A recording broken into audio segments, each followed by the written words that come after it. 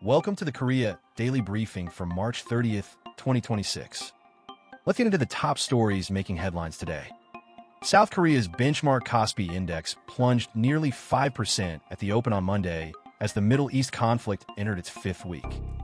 The index opened down 257 points at 5,181, before recovering slightly to close about 3% lower at 5,277. Losses were broad-based, with Samsung Electronics falling 4%, SK Hynix dropping over 6%, and Hyundai Motor sliding nearly 6%.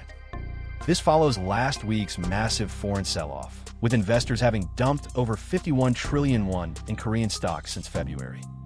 Turning to domestic policy, the South Korean government is now considering extending driving curbs to the general public as oil prices continue to surge.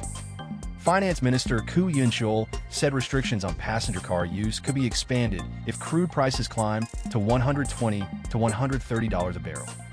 The government already enforced a mandatory 5-day vehicle rotation system for public sector vehicles last week. If expanded nationwide, it would mark the country's first public driving restrictions since the 1991 Gulf War.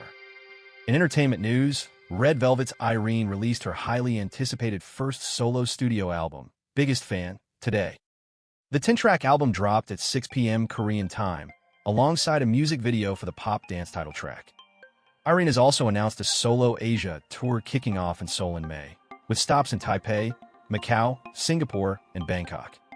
Meanwhile, in culture, the 2026 Hallyu Status Survey has ranked BTS as the most influential Korean cultural act globally.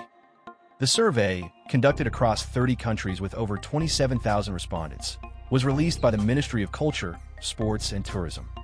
BTS topped the rankings with 6.9% of the vote, with member Jungkook also placing third individually. And finally, South Korea has officially replaced the term defector with North Korean-born citizen when referring to people who have resettled from the North. The change aims to emphasize their legal rights as fellow nationals rather than framing them as perpetual outsiders. That's all for today's Korea Daily Briefing. Thank you for watching.